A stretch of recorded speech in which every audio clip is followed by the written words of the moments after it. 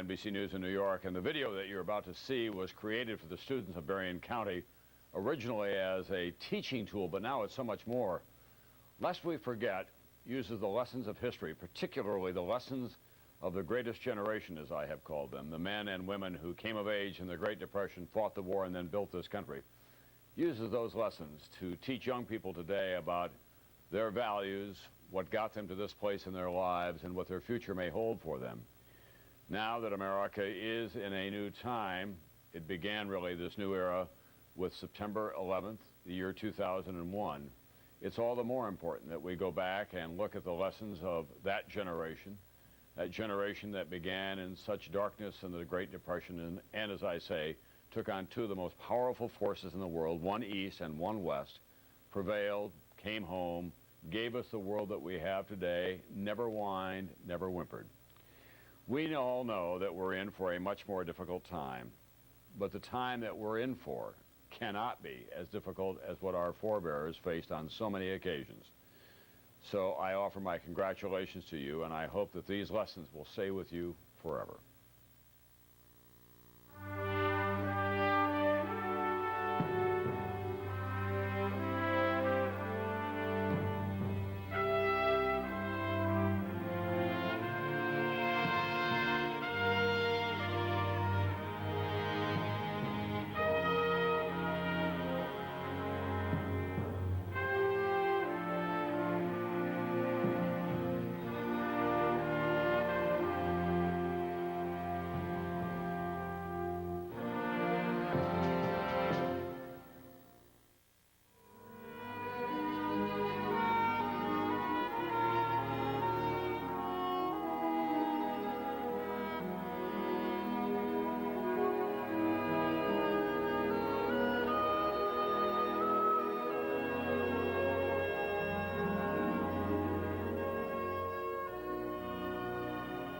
War will mature you in a hurry, whether you want to mature or not.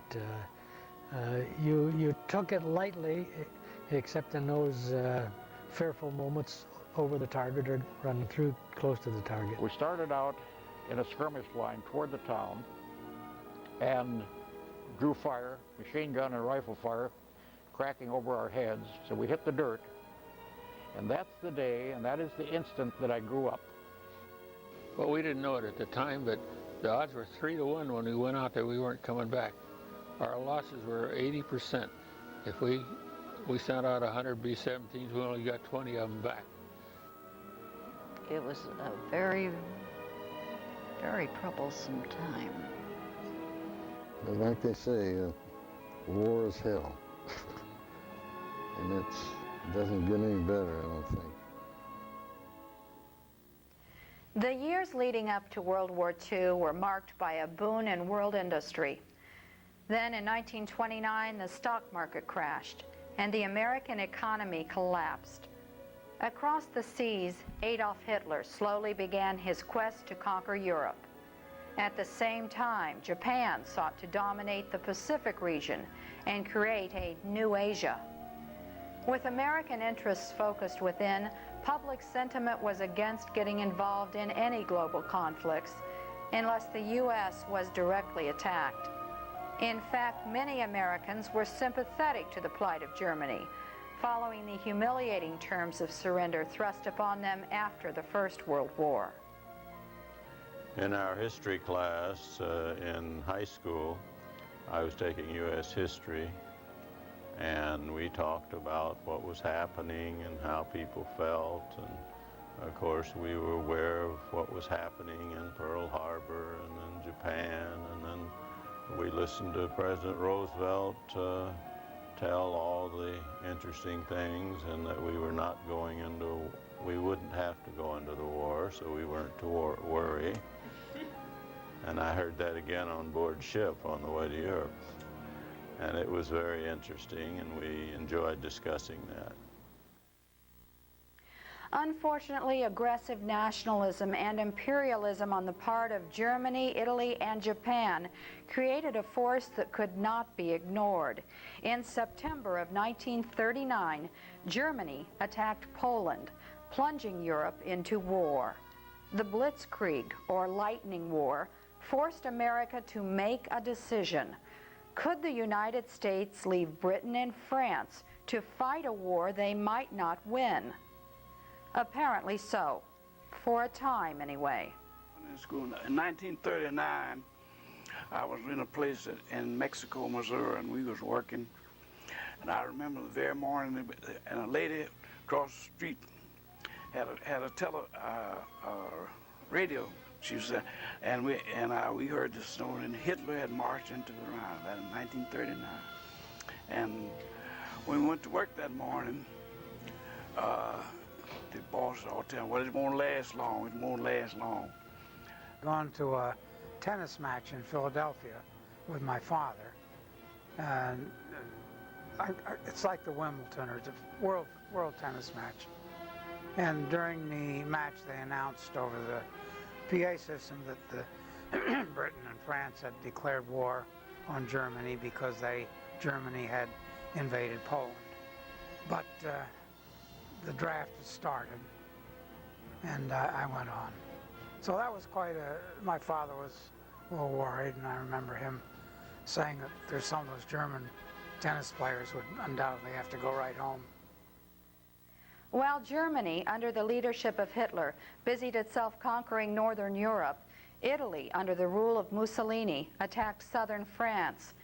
Meanwhile, Russia, via treaty, supported Hitler's efforts, as did Japan, receiving Indochina as a token of gratitude during Germany's dispossession of France.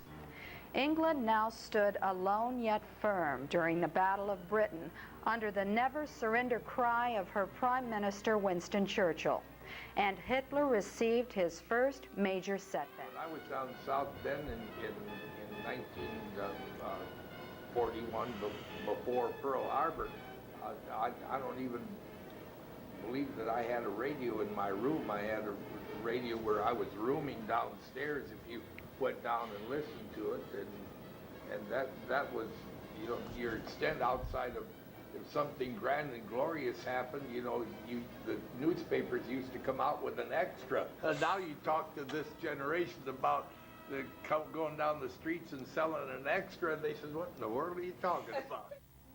While America still refused to join the fight, even to rescue England, President Franklin Delano Roosevelt quietly placed 1 million men in arms in September 1940 through the newly established Selective Service Act.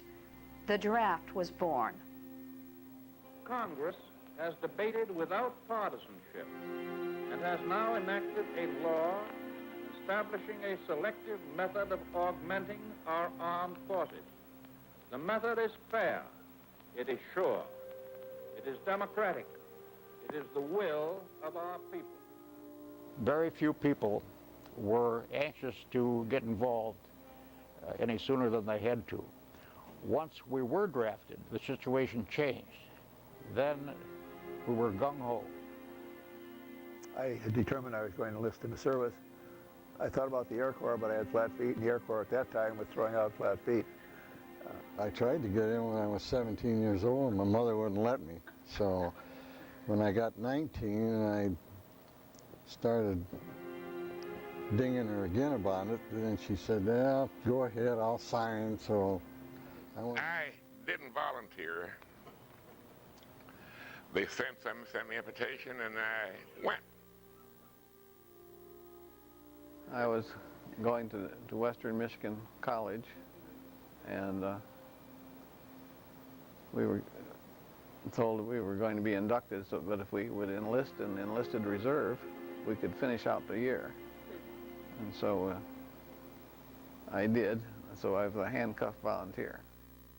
As his quest for world domination continued and his hunger for power grew, Hitler made the decision to turn on one of his allies and invaded Russia, pushing Russian leader Joseph Stalin into an alliance with Britain. The Russian army fought back hard. During 8 months of vicious fighting, the German and Russian armies each lost more than 1 million lives. Across the globe, Japanese Premier Kono was forced to resign and replaced by conquest-driven General Tojo, who was poised to divide the world with Hitler. On December 7, 1941, with the support of Hitler, Tojo unleashed a surprise attack on the U.S. military base at Pearl Harbor. 2,300 U.S. military personnel lost their lives on that day that will live in infamy. America was at war. We thought it was a drill. Why would they be having a drill on Sunday morning? See, and I got up there, and then it wasn't a drill because you could see that red ball in the wing, and things were happening already. I was standing in the ship's office when three of my buddies came along the passageway outside the office door. Bear in mind, the ship's only 35 feet wide, so it was the passageway between the two sides of the ship. They asked me to come out in the passageway and watch all the action going on. Well, I said, no, I better stay in the office because I had to get the records off. At that very moment, we got hit with three, they judged about 300-pound bombs. And the bombs penetrated the ship because the destroyer had very thin skin on it. And these were armor-piercing bombs. So they went clear through the ship, exploded in the dry dock, ruptured the fuel tanks, and of course created tremendous fire right off the bat. And we had to get out of there right now because everything was burning. Well, these three fellows that had just asked me to come out in the passageway, two of them I never found. Third one was so severely wounded he was discharged after 2 years in the hospital. I was on the cruiser Indianapolis, which was the flagship. We carried the Admiral. And all day Friday, and we were taking on some supplies, and all the brass of the island was coming aboard. All the admirals and the Marines, the Army, the Air Force, coming aboard with attaché cases, and we wondered, hey, what's going on here? And we took on 250 Marines and another 50 civilian workers. And we were heading for Johnson Island to link to that airstrip and with the 250 Marines to reinforce our garrison. Still thought nothing of it. I don't think nobody in Pearl Harbor had any idea that we were that close to war. And then we hit Johnson Island and started unloading our supplies when we got word that the Pearl Harbor attack. The night Pearl Harbor happened, we were at a concert, a Christmas concert, and they announced at the end of the concert at college that Pearl Harbor had been bombed and go right straight home to dorms. We may not be able to go home for Christmas vacation. And we had blackout curtains by the next night because they thought the Germans might be planning to bomb the East Coast in Boston. And so it started blackouts and everything right away. That was the fastest day I ever had. It was 5 minutes to 8. Next time I looked at my watch, it was 4 o'clock in the afternoon. The FBI came to the house, and this is routine, to check on any firearms, things like the contraband. My father had bought it's a type casting machine, and it was the only one in the country, and they wanted it. We were glad to sell it to them, so they bought it for $900. But we were wondering, what is the government doing with the typecasting machine? And there were the group, the 16,000, who, knowing the Japanese language, were in the intelligence group. It was this group that went with MacArthur to the Philippines. They translated the captured documents, but they also printed, they wrote and printed the propaganda sheets that were dropped behind the Japanese lines. As the U.S. was declaring war on Japan, Hitler, betting on Japan to win, declared war on America. Japan set about capturing the Philippines, and U.S. General Douglas MacArthur was sent to Australia to regroup the Allied forces for an eventual counterattack. For 4 months, the American troops fought hard to hang on to the Philippines, but their eventual surrender brought an end to 45 years of American occupation there. Captured U.S. soldiers were sent on the infamous Death March from Bataan to a jungle prison camp. And I remember being cold and saying to myself that night, if I get out of this alive, I'm going to make myself 2 promises. One, that I'll never be cold again, and the other was that I'll have a clean change of underwear every day. I'd have a bath every day, and I'd have clean underwear every day. I don't mean to be facetious, but I think you could say war is a stinking business. And one of the great relief, I think, when you come back out of a combat area is to be able to be clean. Daily bath, clean clothes, and so forth. You realize what a luxury that really is. Back in Europe, the Battle of Dieppe was being waged in northern France. The Allied forces were bitterly defeated, losing half their men, and leaving the Germans secure in the belief that their defenses were impenetrable. They came in very low. I don't know what their altitude was, but they came very low. They either came under the British radar, but they weren't spotted because the unit that my friends were operating had shut off. They had made some mechanical adjustments or electrical adjustments, and a relay had been tripped, and they were desperately trying to put the equipment in order, but never realized that this relay was the cause of their trouble. It was a relay between 2 antenna systems, and the Germans came in, bombed the harbor, killed over 1,000 service people and many more civilians, more than 1,000 civilians, but worse yet, and exploding this ship with a mustard gas poisoned the whole area, including the water supply for the city of Berry. Over in Russia, the Germans reached Stalingrad but went no farther, thanks to a bitter winter and the sacrifice of the Russian people. Hitler refused to let his army retreat, and 300,000 Germans lost their lives before the battle was over.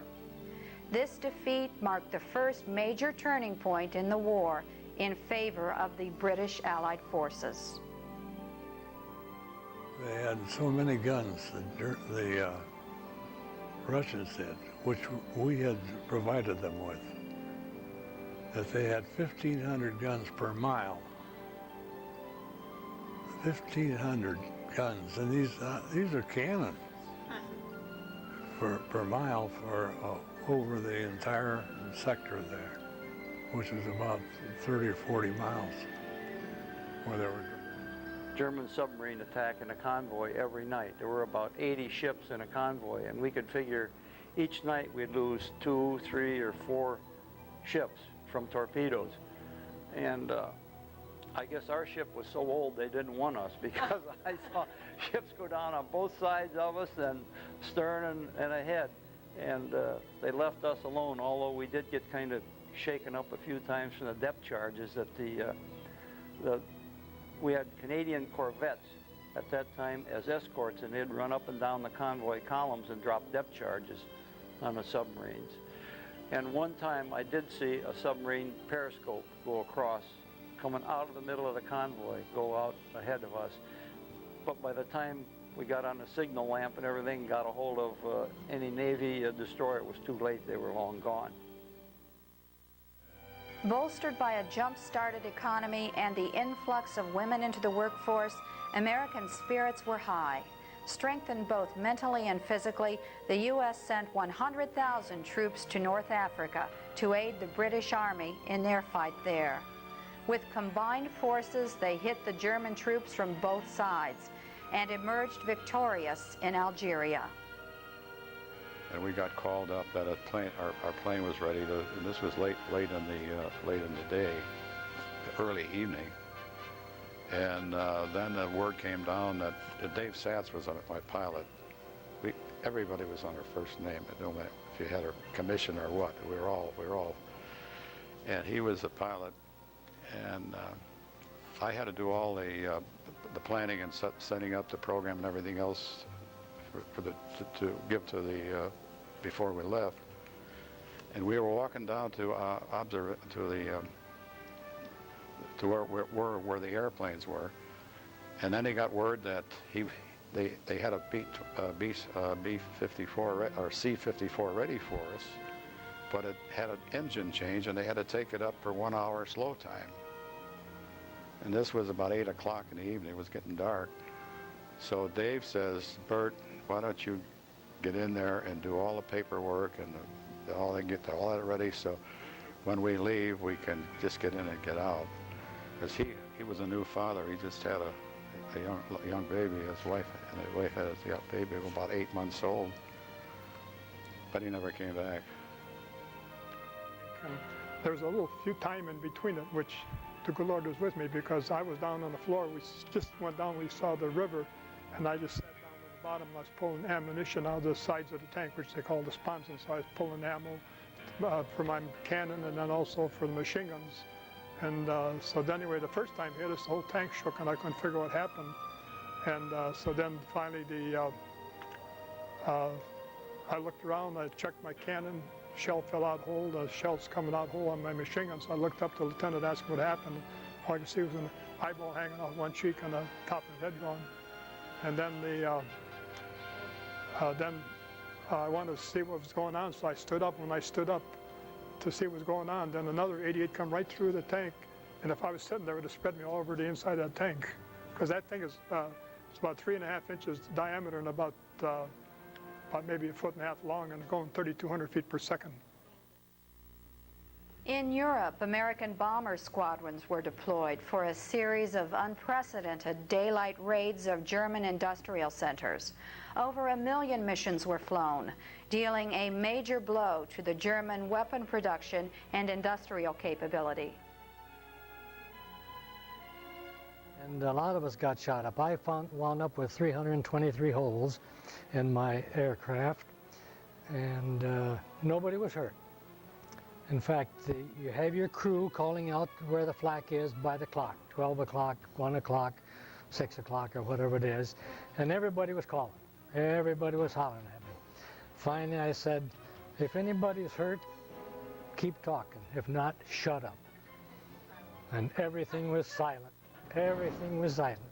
So we had 323, and that airplane, of course, is not real big, and nobody got hurt. However, the engine did get shot out, and I couldn't feather the prop, which would make it easier to get back on, and it took all my strength on one rudder to keep the airplane flying straight and level back to the base.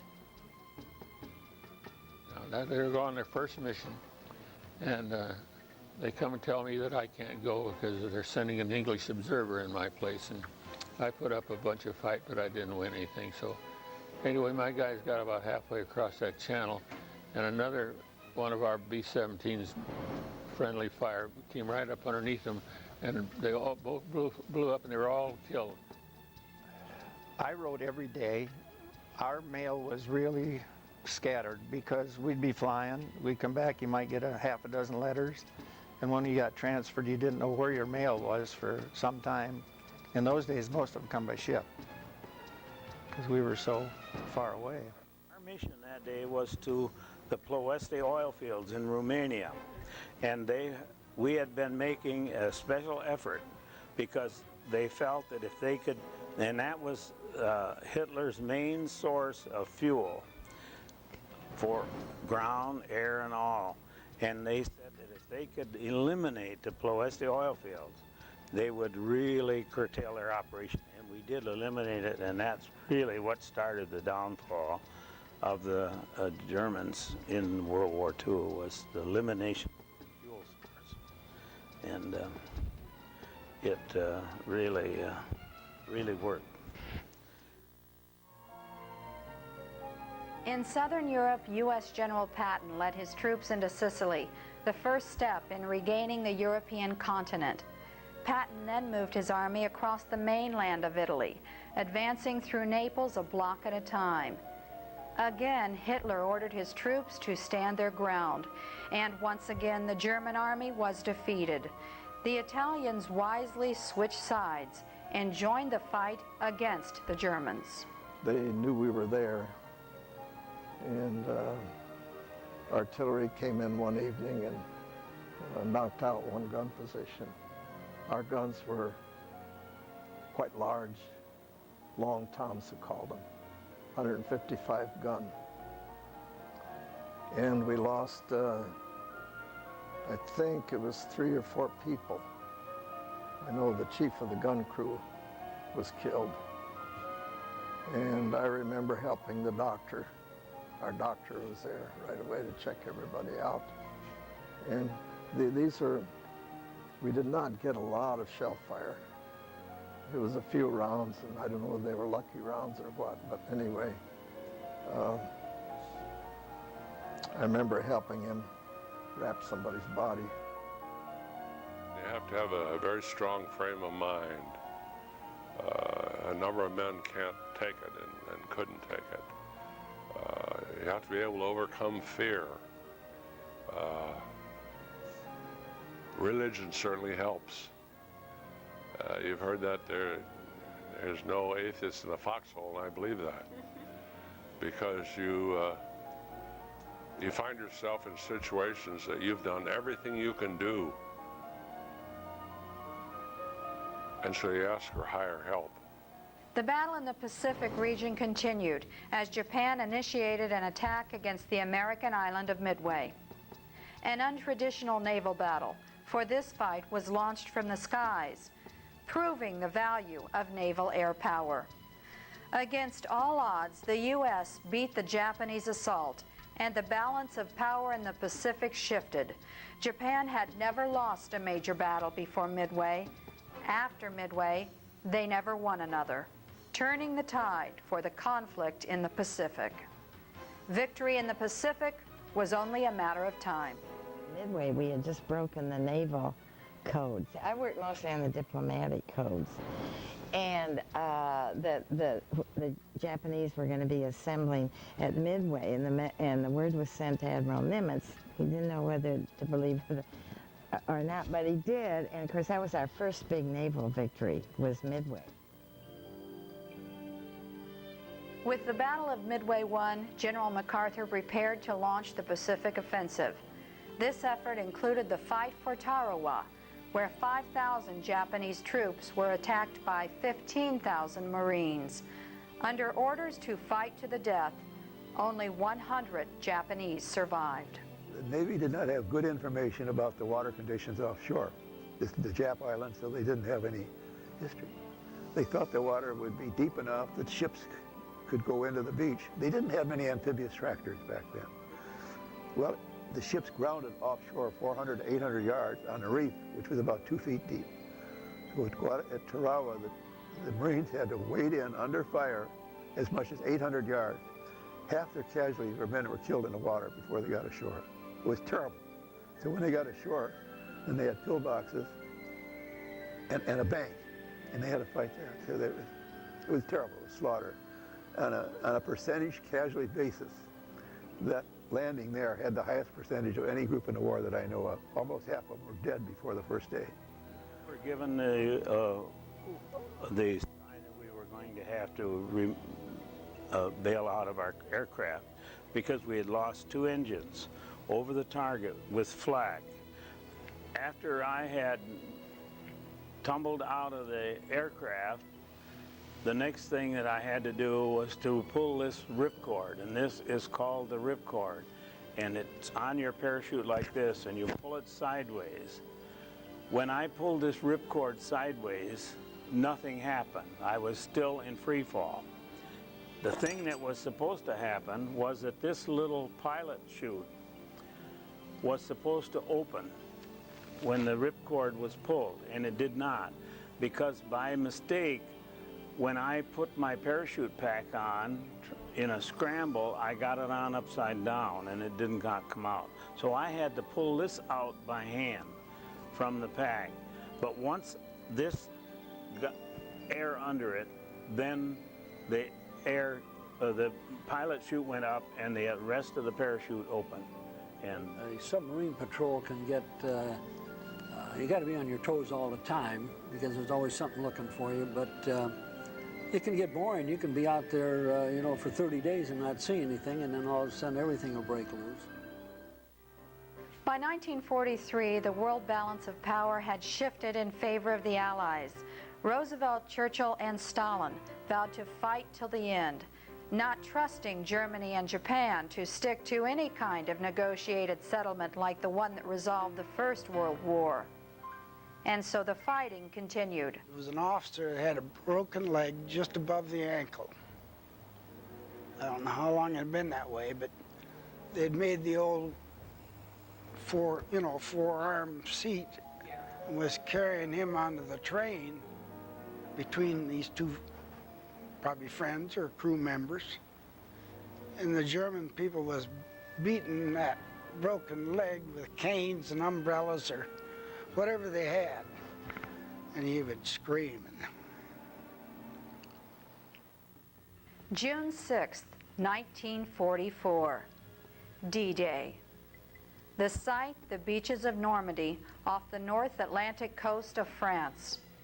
Here, British, American, and Canadian armies joined forces to break through the German defenses. The largest invasion in the history of the world. While the beachfront battle was brief, thousands of lives were lost. Not much, but we were all primed and ready to go from Portland. And we started out on the night of the 4th for invasion on the 5th. Well, everybody knows the invasion was on the 6th. So we were down the channel with escorting the landing craft, and we had to turn around and come back because the weather was so bad. They almost canceled D-Day. Then it would have been a huge disaster if they hadn't been able, we went the next day. We left on the 5th then for the December 6th landing. Well, we have been told that only 6 out of 10 of us would make it. We wondered which group we fit in. Now, I said I went in D-Day, but I didn't go in HR. I am in artillery. We're behind the infantry. Thank God. With the end of the European war in sight, General Eisenhower ordered the Allied forces to continue to push through France in an effort to reach Paris by fall. Winning battle after battle against the German army, the Allies pushed through and eventually reclaimed Paris. To keep the Allied forces out of his German homeland, Hitler was pushed to unleash his last major offensive at the Ardennes Forest. It was a fierce, bloody battle, but the German army was finally defeated. Probably the scariest moment was hearing a bomber, and we knew it was disabled because it sounded like it was coming down, and this bomber jettisoned his bomb load. One of the bombs landed in the yard in front of the cottage we took over. It was a dud. Well, we don't know if they had even armed them. Some of them we know went off because we could hear them, but it wasn't the only one that did not go off. But that's as close as I want to come to. After we took this little town, where they just, I don't know how, they just lined us up in a straight row, and we just bent over and started shooting our rifles at the woods that was ahead of us there. And I really didn't see too many falling around me as we were going, but about 2/3 of the way through, I got hit, and it felt like of course we were bent over, and I got hit in the shoulder with felt like a sledgehammer. And so then I just kind of slumped to the ground, and it was a big sugar beet patch that I was in.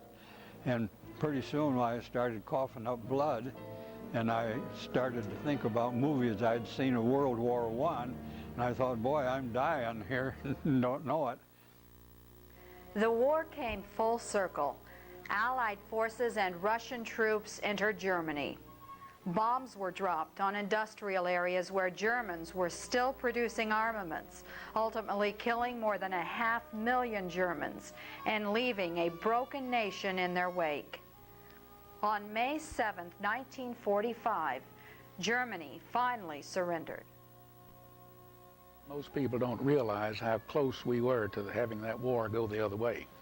Hitler had jet planes in production, but he was too impatient to wait and let them get a massive number of them. He only had a few. He had the V-2 rockets, and so he had rockets, he had jet planes, and he was well along in the development of an atom bomb until we bombed it, and the British did, in Norway. So if he had just kept quiet and waited another year, he would have had rockets, atom bombs, jet planes, and I think that war could have had a very different outcome. Add to that all of the free labor that he had, because he'd gone into Poland and Czechoslovakia and Hungary and France, all of these places, and taken people into these camps, and they were working free. And if somebody died, so what? You could replace them. So he was just a little impatient, or else that war could have ended an entirely different way. While the war in Europe was winding down, the war in the Pacific dragged on. 2 weeks of heavy fighting led the U.S. to recapture the island of Guam, creating a hole in Japan's wall of defense. While the Allies established a bombing base there, General MacArthur prepared to take back the Philippines. The invasion of 70,000 U.S. troops caught Japan off guard. Still, it took 4 months of brutal fighting for MacArthur to clear the path for victory in the Pacific.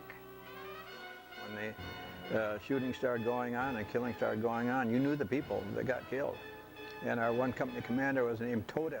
And I think they were yelling, someone was yelling Toda, or they heard Toda or something like that. And then Tojo was the Japanese war emperor then, so I don't know whether they yelled Toda, Tojo or something, and he stood up and got killed, and a couple other people got killed. So that, from then on, you sort of realized that the fighting was for real.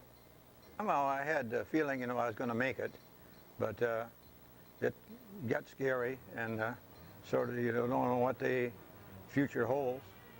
And especially when you're a frontline infantryman, you know that there's nobody ahead of you. You want food, you want supplies, you go back and get them. So that's the way it was. Japan's last line of defense was crushed at Iwo Jima, which was serving as a bombing base for attacks on American forces.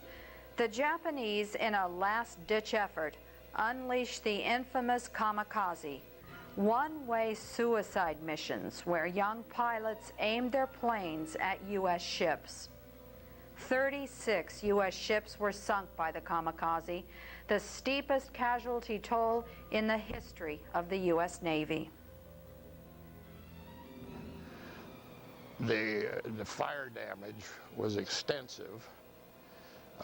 One of the kamikazes dived down the elevator that raised the planes up from the hangar, up down the hangar deck, and set off armed aircraft of ours below, down in the hangar deck.